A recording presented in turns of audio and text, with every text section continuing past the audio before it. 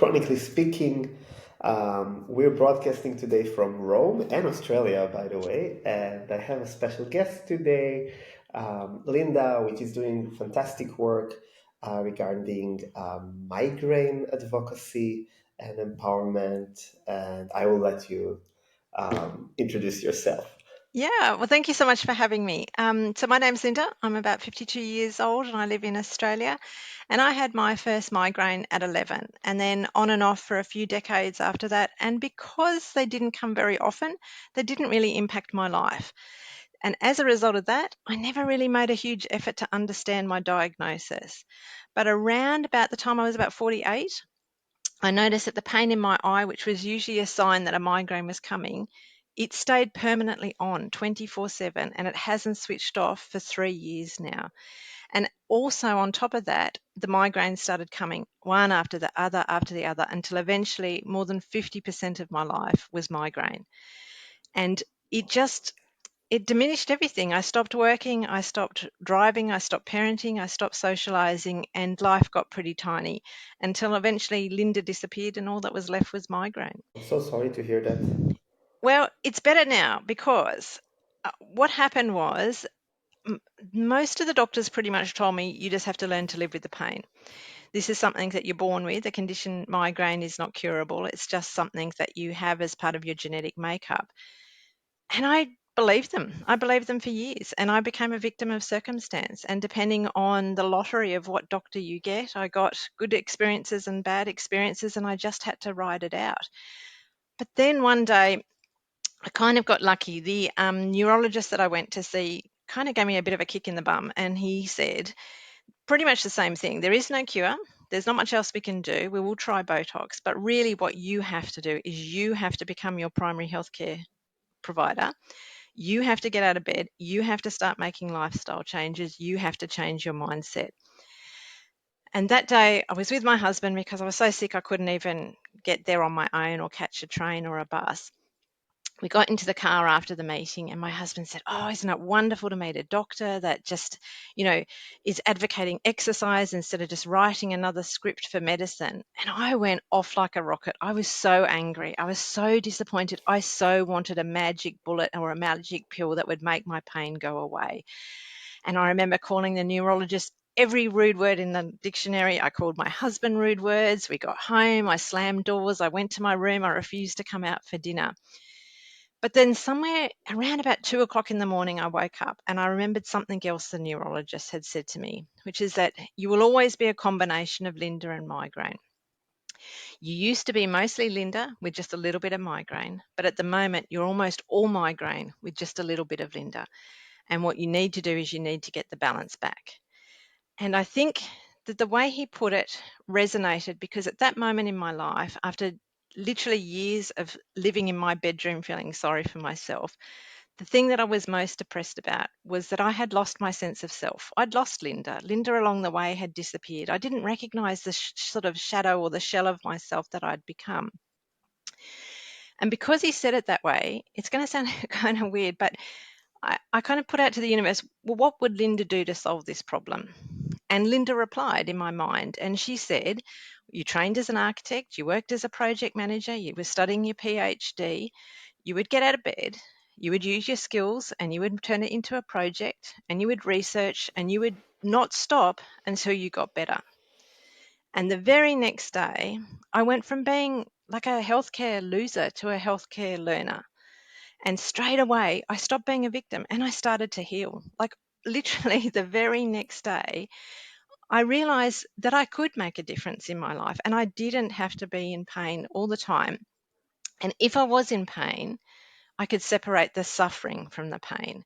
And it just became this mind shift that shifted everything for me. And from that day on, the pain didn't always go away, but I didn't cry about it as much and I didn't rage against it. And I didn't just roll over like the doctor said and just learn to live with it. Equally importantly, I became more and more empowered with my understanding of what my diagnosis was. And because of that, when I next went to another doctor's meeting, when she told me there's nothing left that we can do, and I started sobbing and saying, but my life is falling apart, I'm worried about all the things that are going wrong, she handed me a box of tissues. And she said, "Look, I'm really busy. You've got 2 minutes to cry, and then you have to pull yourself together and get out." And at that time, I was so shocked and so upset. But now, when I look back on it, I have to accept some responsibility for that as well. I let her sort of railroad me because I didn't know any better. I didn't understand my diagnosis. I didn't understand my treatment options. And I realized I haven't stopped talking. Sorry. This is wonderful. Go on. Okay. And so on that day, that was probably one of the worst doctor's experiences I had, because I was just a complete and utter victim of circumstance. And I cried for 2 minutes, and then I pulled myself together exactly like she asked me to. I walked out of the doctor's office, I paid the bill, and I went home. But that will never happen to me again, because the next time I go into a doctor's office and they tell me there's no other options and there's nothing left to try, I'm going to say, well, actually, I've been doing some research and here's what I've learned about migraine. And I think after 9 months of starting to pull myself out of the dark hole and realizing that you can heal yourself, something else changed within me, which was that I realized I could probably help others do the same thing. And when I started to research all the different things about migraine and how to help myself, I realized there was a bit of a gap in the market, if you like. There was either very intense, sort of factual information that was written by scientists about migraines and the diagnosis, or there was the chat groups on social media. And they were both great because I needed that hard fact, but it was very dry and it was very hard to follow. And especially when you're in pain and you're very tired. But the other end of it was equally difficult because it was people almost gossiping about their illness. And whilst it felt very validating to realize that I wasn't alone and that they were saying the same sort of things that I was feeling, what I didn't get was how to move forward from that. What do I do with that? And so I guess the blog for me really started about trying to save myself. It was about pulling myself out of depression and realizing that I wasn't alone and that I wasn't a victim anymore, and I could show the world that I was pulling my health together. And the longer that it went, because it's only really been about 4.5 months now, but people started joining the conversation. People started saying that's worked for me or that hasn't worked for me. And it was a sense of community that started to build on the blog that keeps me going. It's not the migraines, it's not the health, it's the joy that comes from knowing that people are getting it and that they feel seen and they feel understood and they can participate in the conversation in a way that I sometimes wonder that they missed out on before because that forum wasn't always there. Thank you so much for sharing. I think we share a lot of commonalities with our stories, Yep. and you and I are considered kind of an empowered patient or empowered patients. What's worrying me is that we are a minority. So this is going to sound weird, but one of the things that I notice with the blog is that I can see how many people read it, for example. And then I can see how many people press like or they comment. And what I can also see is whether people are opening the links that I'm recommending. So I can say, here are the exact videos that I watched for how to breathe better that made an instant change in my life. And I, like you, am worried that people are not pushing the button. So even when they're gifted sort of the help to start the journey for themselves, I think they've been so conditioned to be victims almost that they don't believe in themselves enough to push the button and start the progress to heal. I think, it sounds a bit like a conspiracy theory, but I almost feel like the system and the medical profession has set it up in a way that they just don't realize that they have options anymore. And if I could say one thing to people that are listening tonight, I know how hard it is. I know how lonely it is. I know how much it hurts. I've been there for years. It's, if you can do one thing tonight, it's plant the seed of hope in your heart, because I promise you that you can get better. If I can do it, a frumpy old 50-year-old lady can pull herself out of bed and make a difference and literally go from a migraine every single day to being able to now go back to studying my PhD, go back to parenting, go watch soccer matches and do all of those things. You can do it too. If I can, you can.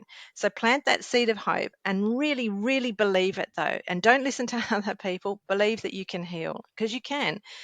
And I think the other thing I would really love people to know is that when you talk about healing, it doesn't mean that you will be 100% pain free. because to be human is to hurt. Like, I'll get rid of the migraine tomorrow, but tomorrow I'll stub my toe or I'll break my heart. That's just part of what it is to be alive. But if you can reshift or recalibrate your relationship so it's less about reducing the pain and more about increasing the joy, you'll find so much more satisfaction out of life. And if that joy comes from feeling the sunshine on your shoulders in the morning while you're having a cup of tea, take it and make it work for you. Enjoy that moment. Stress less about whether or not you've got a number 3 pain level in your eye, and focus on that sunshine or that puppy dog that's at your feet.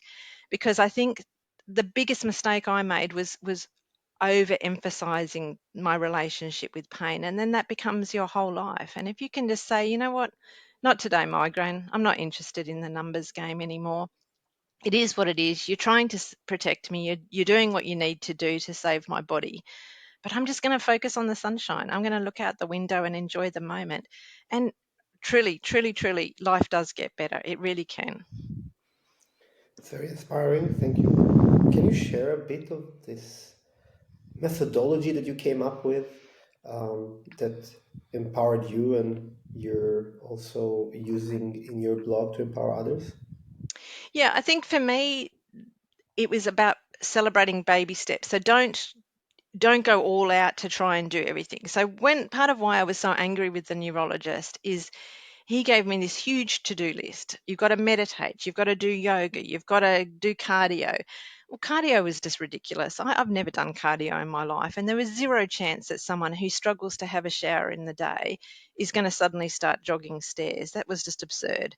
And because of the way it was presented, instead of just throwing out that one idea, I was tempted to throw it all out. But instead, I said, no, you know what? I'm going to have a go, but I'm going to do this slowly on my terms. And so you try and do something the way I did it was a little program on my fridge, do an activity morning, noon, and night. You can choose which that activity be. It might be a meditation, it might be a walk, it might be stretching your neck muscles, it could be whatever feels right in that moment. But make a commitment that 3 times a day, morning, noon, and night, you will try something. and and listen to your body. So for example, he was really big on yin yoga, but to me it felt like a real failure to get out of bed and then lie on the floor. But then I discovered chair yoga, and as weird as it sounds, I suddenly felt empowered again because I was sitting upright and I was doing the stretches that were required, but I didn't have to be a human pretzel on the ground. And I learned that if I bent a certain way and it made me feel like I was going to throw up, just stop, don't do it. And move to the next thing. And if you can build that routine into your life, then what feels impossible on day one slowly becomes normal. And so now, 9 months later, I start every morning at dawn with stretches. I will go for a 40-minute walk with the dog. Then I come home and have my breakfast, and then the day begins. And I've already done an hour of mindfulness before I've even started.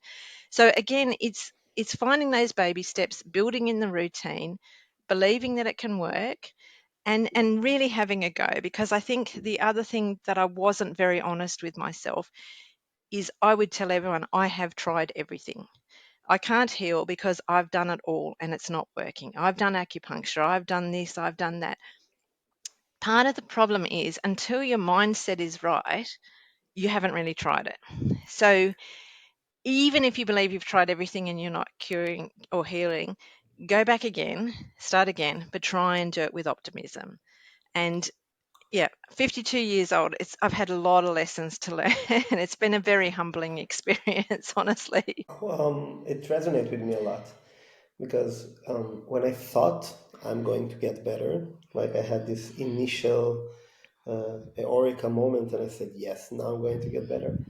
And I went to the Chinese medicine expert. He looked at me and talked to me for 2 minutes and then he told me, like, come back when you're ready. You're not ready to heal. And And this and I was think, a strong moment, yeah. yeah, I think that's a big part of what you were saying, that we're in the minority. Again, it's a mindset thing. It's still very doable. It's just Yeah, you have to be ready for that change. Like I look back and sometimes I feel like I wasted 2 years of my life because I just lay in bed feeling sorry for myself. But in other ways, I think that's what my body needed. My body needed those 2 years to just, I didn't even realize how stressed I was until I started to heal. And I think, yeah, the time will happen for each person and it will be different. And I think part of the problem with healing though and chronic pain is there's so much shame and there's so much guilt around it as well, that when you start to heal your mind and your body and your spirit, you have to try to really let go of some of those negative narratives that we build into our stories. So for me, not working was bad, but it was worse than that. I wasn't generating an income. I wasn't providing for my family. So the lying in bed just we got worse and worse thinking about that. And I think yeah, at some point, if you can separate from that and you can just concentrate, put yourself first for a little while and really try hard, it is doable. And the issue of victim trap is kind of repeated in your story and my story and many other stories. Do you think that it really is like this moment when you press the button and says, I'm not a victim anymore, or it's more of a journey that you can kind of structurize in some way? I think for me, it was the neurologist giving me the kick in the butt and saying, it's on you now. Like, we've done what we can do. It's up to you to make the changes. And I think that's part of why I was so angry that night, because that's not what I wanted to hear. But then on another level, I think at midnight, another part of me realized, in that night, I have to do this. This is on me. And then I did. It was literally a switch that flicked for me, that I got up the next day and changed. And I think part of the problem is that again is I can feel it in the blog sometimes. I can feel people reading it saying, oh, it didn't work for me and it won't work for me and it will never work for me. It is really heartbreaking to be reading this stuff, because I don't know how to tell someone. I don't. I tried tough love. I try to give them heaps of advice, but at some point they have to make that decision, I guess. And I'm very careful with how I word things, because I would never call other people victims. I can only call myself that, because I know that was my label. In the same way that I refer to myself as shifting from a healthcare loser to a healthcare learner, each person has to decide for themselves where they sit on their journey. But I think, again, it comes back to this narrative. For a long time over this last year, I've kind of imagined that healing is a long journey and it takes a long time. But another part of me is starting to think that's a dangerous narrative in itself. If you start to believe that you're going to be doing this forever, kind of thing, there's another part of me that, yeah, I did start healing literally overnight because I made that shift in my mindset. So I think it comes down to what your destination is. If you're looking for that 100% pain free, then it is going to be a long, hard journey. If you are just looking to recalibrate your life enough to find some new joy and reduce your relationship to pain so that it's not about suffering, I think it can happen overnight. You know, I have this strong belief that I extensively wrote about in my books and blogs as well, that you have to have this moment when you're sick of your sickness. And one of the greatest challenges for me in my project is to safely bring people there, because you can create the best empowerment program or facilitate the community, but many people are not ready to get better. So, what do you think about that? Yeah, I think I'm spoilt in the sense that I have a supportive family. I had the ability to take time off work to heal, without losing our house and still being able to eat and things like that. So I think it is hard to say it as if everyone can just make the decision to do a healing journey. And for some people, there are single mums in Australia that are struggling to pay rent. It they have to go to work every day. It's not an option. So for a lot of people, they just, yeah, they don't have the option. So it is hard when you write to remember that everyone's life circumstance is different. We all share the chronic illness, but the reasons for it, the symptoms for it, the extent to which our marriages are failing or our mortgages are at risk is different for every single person. And I think that is also why it's very empowering to have that sense of community, but always remembering that we're all on these separate journeys. And one of the things I often say is, it's your brain, it's your pain, it's your journey. And for better or for worse, really. And at the end of the day, I think, look, I said before about planting the seed of hope. In a weird way, I see that as my role, is just to throw as many seeds out as possible and just hope like crazy that some of them will sprout. And so on the blog, I tend to move around a lot. I'll spend one day where I'll talk very specifically about something like Botox treatment for migraines and how it works or doesn't work. The next day, I'll just talk about how I had a bit of an epiphany having a cup of coffee the next day. Or recently, I talked about how I'm a very shy person and I went to the hairdressers. I did everything I could to break eye contact and hope that she wouldn't talk to me. She got gossiping about migraines of all things. So by the end of the half-hour haircut, we were just like best buddies and we were exchanging phone numbers and data. And I realized that, it was a real lesson for me that if you open yourself up sometimes to the universe, it'll come when it needs to. And I came home and I blogged about it. And so again, it's this idea, I guess, of just throwing out as many seeds as I can. So whether it's success stories for other people, whether it's the hardships that I'm feeling and why it's harder than I expected to go through these things, or tips and tricks, hopefully something will stick. Okay, that's super interesting because I think that when patients suffering from any chronic condition are making this transition that I want to empower others, then they kind of fall into the schablons that we see around us in social media and what we watch online and say, okay, um, I have to go in this path. I need to be this sort of influencer. But what I like about your way is actually you're just being yourself and sharing your successes. Yeah, I think I was similar. So before I started the blog, I looked at what other people were doing and it didn't feel authentic to me. I can't dance in front of TikTok and I can't take videos of me lying in bed crying because neither of those sort of resonated with me. And there's a place for both of them because it's great to see people that are suffering who are dancing around and have refound their joy. And it's equally validating to see someone in bed that's struggling because it's a reminder that this is our reality and that nobody except for us really understands it. But for me, I think my background is research and design, and I just wanted to write what felt right to me, which is that here's what I'm learning, here's how it works, here's how it didn't work, maybe it'll work for you.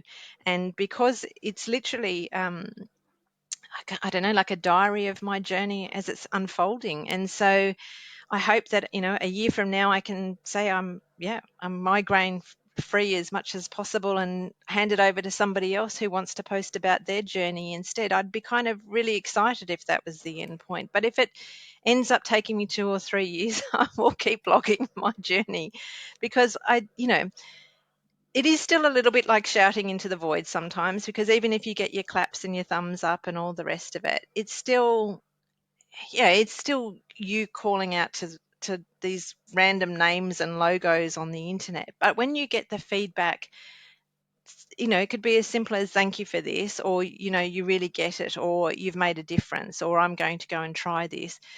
That's enough motivation for me to get up again and do it again tomorrow. And you eventually have chosen a title that is the Mindful Migraine. Yep. So the mindfulness part probably played a huge role in your healing. Can you share what did you learn about mindfulness can help migraine, but maybe other chronic conditions? Yeah, I think this is going to sound really weird, but my brain was always my superpower. So I was a little bit of a smarty pants at school and a nerd, and I almost was a brain on a stick. My body was just a vessel to carry around my brain, basically. And I'm not no genius by any stretch of the imagination, but it was my kind of asset. It's how I got through life was through my brain. And as a result, I paid no attention to my heart rate, to how I breathe, to how I sit at my desk. And it was only when I started learning about mindfulness that I realized I'm a hunchy, scrunchy kind of person, that I'm always bent over and that my face is always frowning, and that I'm always carrying so much tension in my neck because of the way that I hold my body, that I started to kind of understand this sort of mind body relationship. That if you're hunchy and scrunchy, your pain brain, whether it's a migraine or a chronic pain brain, it does like a welfare check, and it scans your body. And if it finds that you're hunchy and scrunchy and frowning your face and feeling sorry for yourself, it thinks something's wrong.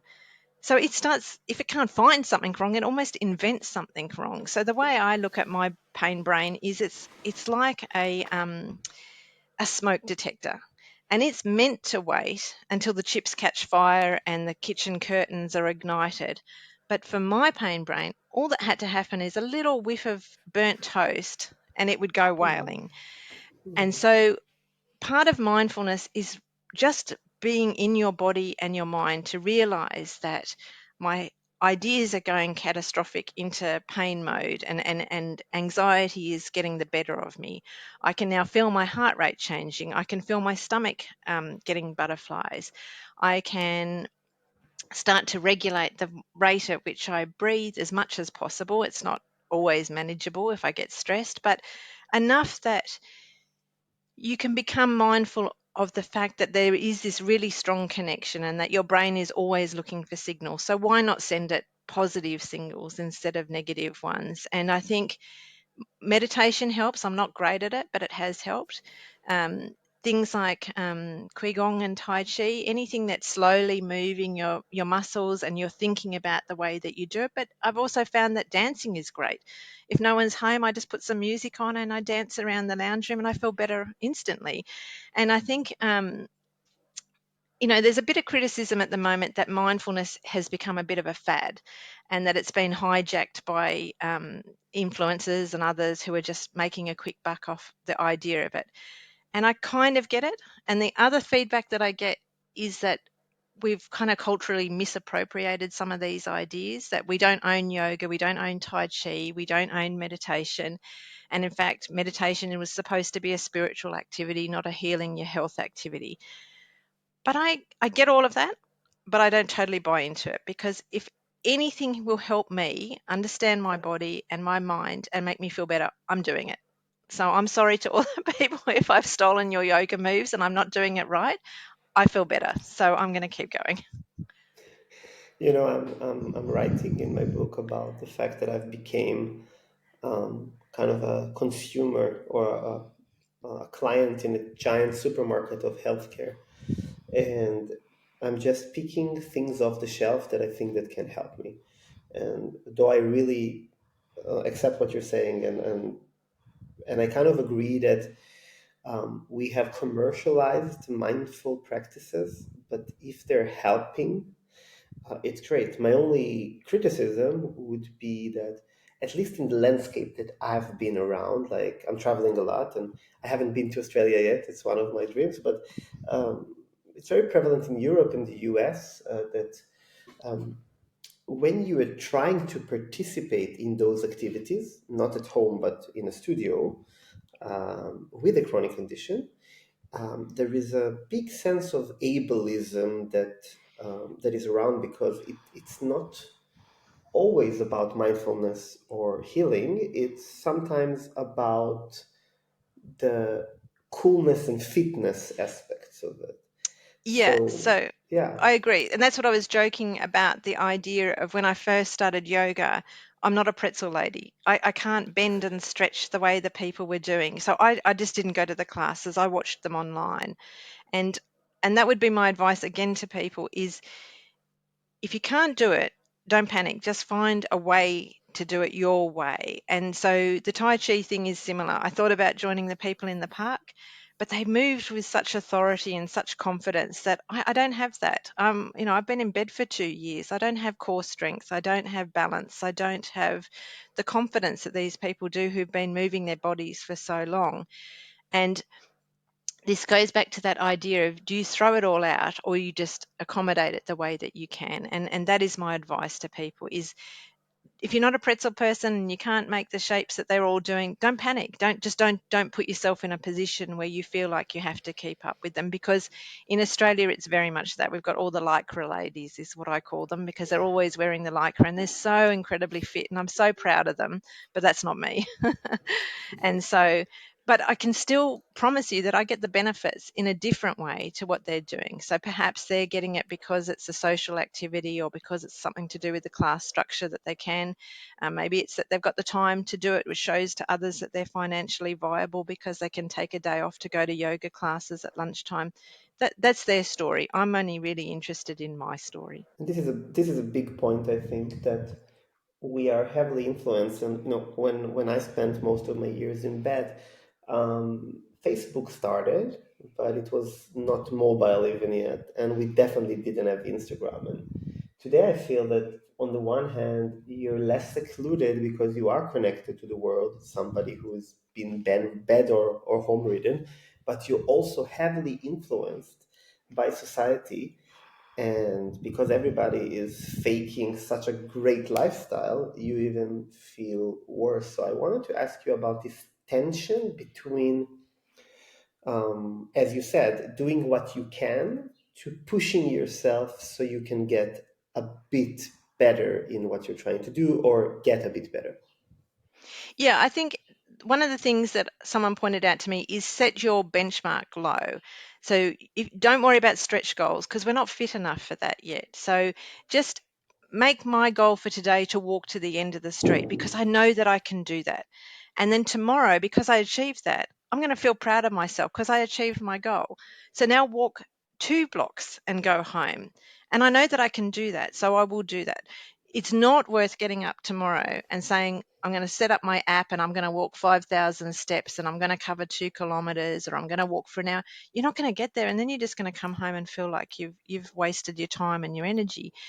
Set realistic goals, make them small. This is this thing I was talking about, baby steps, and celebrate them. You did it. Woohoo. You got to the end of the street. That's fantastic. And again, you know, the influencers will laugh. Okay, so be it. I'm proud of the fact that I made it to the end of the street, and I've been taking photographs of me at the end of the street when I first started, so that I could remind myself. And if tomorrow it's a really bad pain day, and they happen still, so I'm not cured by any stretch of the imagination, and I can't get to the end of the street, that's okay too. I've learned to be kind to myself. But what I will try to do is still walk a lap around the bedroom, do something that kind of maintains the routine, so that the next day when I am feeling a bit better, I'll get back up to the end of the street, and then I'll do the 2 blocks, and then I'll do the 3 blocks, and I'll build it back up again, because chronic pain is cruel. It's a nasty, whichever way you do it, it steals a lot from you. It steals your confidence, it steals your time, it steals your energy.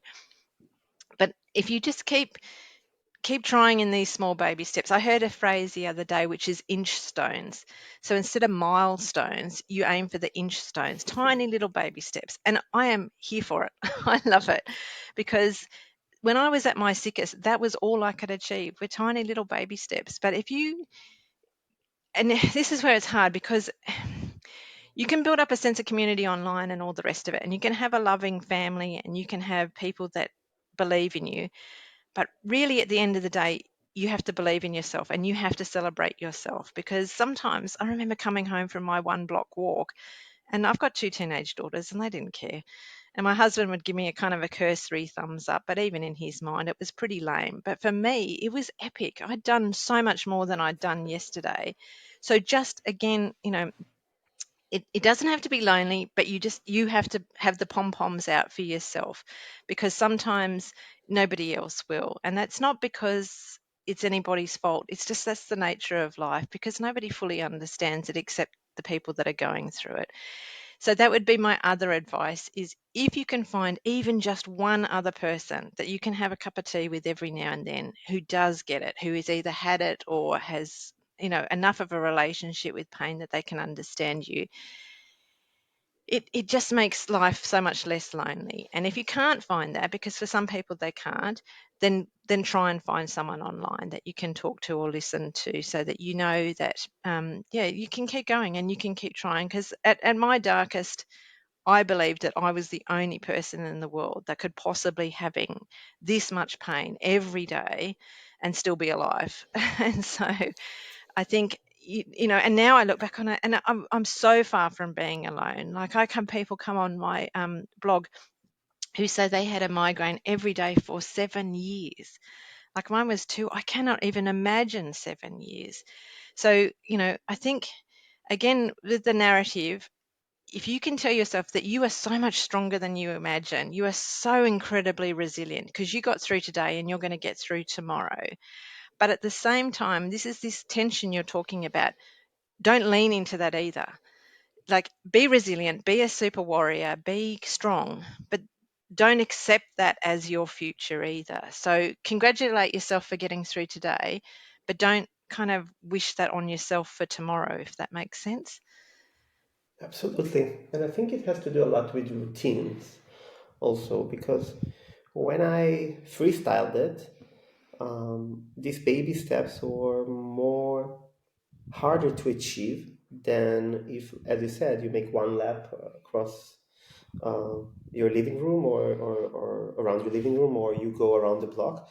When I had a daily routine, and I called it the rehabilitation hour, it was from 6 to Yep. 7 because in Israel it's very warm and the weather allowed it back then. So for me, it doesn't matter if I walked 100 meters or I managed to walk a kilometer. It was something that really contributed to my self-cheering, as you mentioned, and it builds up, I think, resilience and the sense of ability. So how would you recommend people with chronic pain or chronic illness, or that are bed or home ridden, to start developing those routines? Yeah, I think in a weird way, I think of it almost like a traffic light system. So the green, the amber, and the red. And you can turn it around which direction you want to go. If you want to start and say, I am so unwell at the moment that getting out of bed is a chore, then start with tasks that you can do in bed. Bring your laptop to bed, learn how to breathe better. I'd never realized how much of a shallow, fast breather I was until I started to watch videos. So I was only breathing in the top half of my lung because I was always so anxious and in pain. When I started to take deep breaths, it sounds so weird, but I started to like have a new lease on life because I was actually getting oxygen into my body. You can do that in bed. You can watch a video on how to meditate or listen to a guided meditation. You can, learn how to stretch your neck muscles, for example, or find about the pressure points that are in your hand or around your eye and your temples. And you can do that in bed. That can be the first part of your routine. And you can say, I'm going to do this for a whole week. I'm going to learn about these things, and I'm not even going to have to get out of bed for it. And then when I'm ready, I'm going to do the next step, which will be walking around the block. It'll be stretching out on the ground. It'll be trying chair yoga. And then when I'm ready, I'm going to do the bigger stuff, which is I'm going to maybe try a gentle jog. But for me, that will never happen because it jiggles my head and I'll never be okay with that. But you just create almost like a string of beads and you work your way along the line. You don't need to be at the end today. Just start at the beginning with the little tiny manageable things and eventually you'll get to the end. Or you won't. You'll get to a place of greatest comfort that helps you heal, and that's enough. That's really inspiring. Um, I felt very lonely, not only as a patient with chronic illness, but also as somebody who is trying to help others.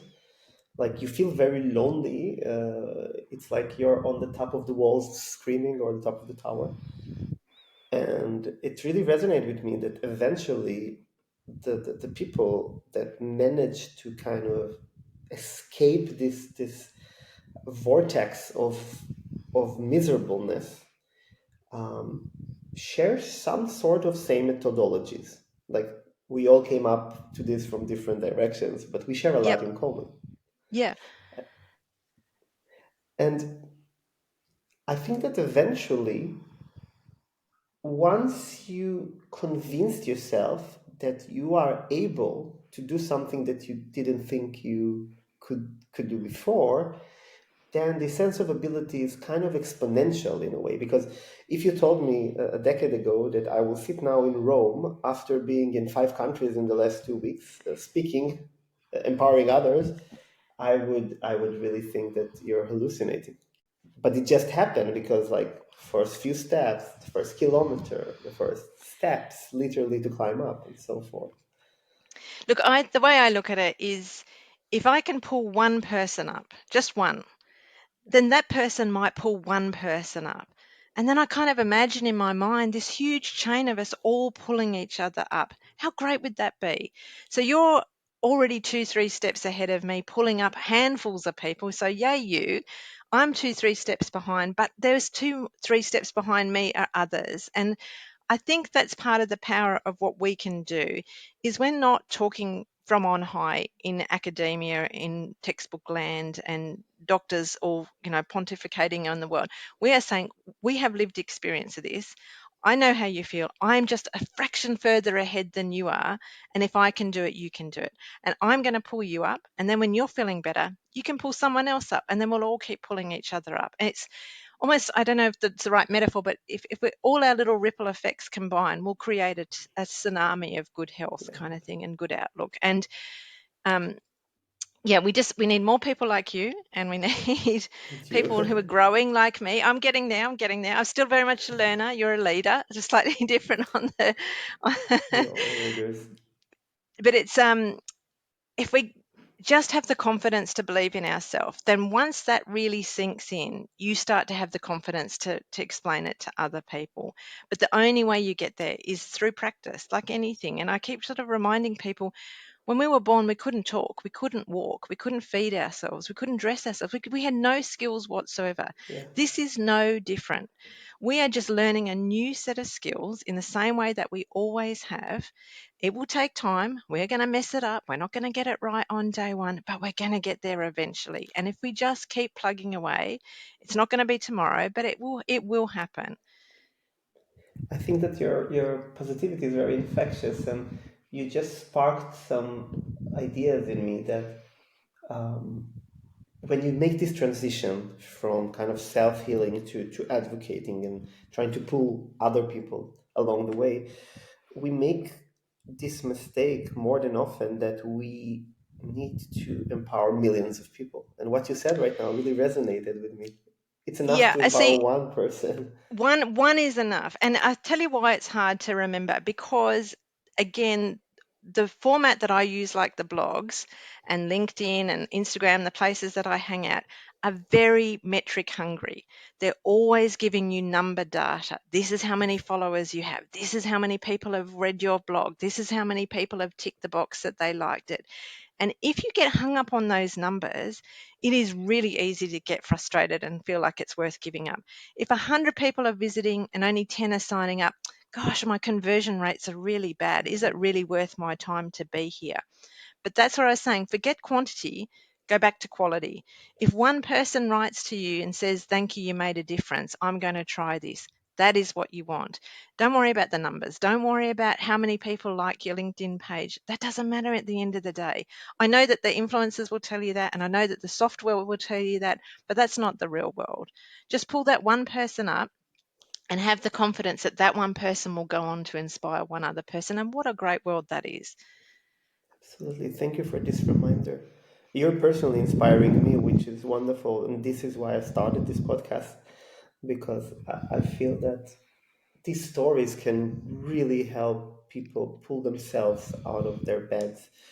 And before I reach the last question for today, I wanted to ask you if you have anything else you want to add. For me, I just want to remind people again, plant that seed of hope. You can change and you can heal, and it might not be the way that you imagined or how you envisioned the journey ahead, but you can do it. So have a go because life, even if it's just a fraction of an improvement and you find a little bit more joy and a little less pain, isn't that worth it? Absolutely. Thank you for this. So, my last question is actually a question that you will ask me. You know, we have a little tradition that the last question is the guest is asking me whatever they like, putting me up on a stand, so to say. And do you have anything you would like to ask me? Yeah. So when we talk about this idea of the narratives that you tell yourself, for example, and you can look back and see how far you've come in the last 5 years, for example, you mentioned like you wouldn't have believed it, how surreal it is now. Where do you see yourself in 5 years? Wow, this is a very hard question for people with chronic illness, because when I ask some friends, they say, "Oh, I will be, 2 steps ahead in my management ladder," or, "I'll have a baby," or whatever. And for me, I think it's always this kind of survival mode creeping in. So the survival pain brain, as I said, is Mm. telling me you'll be stable enough to not suffer as much. But my empowered brain is telling me that I think that my writings and work will reach 1 million people. And it's not out of a wish to success, it's out of a wish to empower. And my greatest wish is really to be in a position in my life that I'm in control of my illness and not the other way around. Yeah, I 100% believe that you will reach 1 million people. And I think that your surviving brain will eventually be replaced by your thriving brain, and you will achieve what you want. And but again, be kind to yourself because it takes time and energy. But I believe in you. Thank you so much for your inspiration and again, infectious positivity. We really need this in our world. I know Australia is far away, but you need to spread this tsunami across the globe. I'll be doing my Um, best, but right now I'll probably go to bed, to be honest. It's nine all right, o'clock because and in Australia, I go to bed early. I need my sleep to survive tomorrow. for me, like in Italy, the day is just, kind of starting. Stretching out ahead of you. Yeah. Yeah, but again, Linda, thank you so much. I will add the link to your blog to the podcast description. If you want to follow Linda on LinkedIn and other social media, you'll find the links there. And again, thank you for the work that you're doing. And I'm super happy to see you out of bed because for me, this is the most important thing that people are feeling better. And I have pain right now, and I hope you don't, but we're not living the same life as other people. But to see you so positive now really gave me a lot of hope for my own future. And again, thank you so much for taking the time No, you're late more than evening. welcome. And thank you for everything that you do. You're a superhero. Thank you so much. And I see you guys next week. See ya.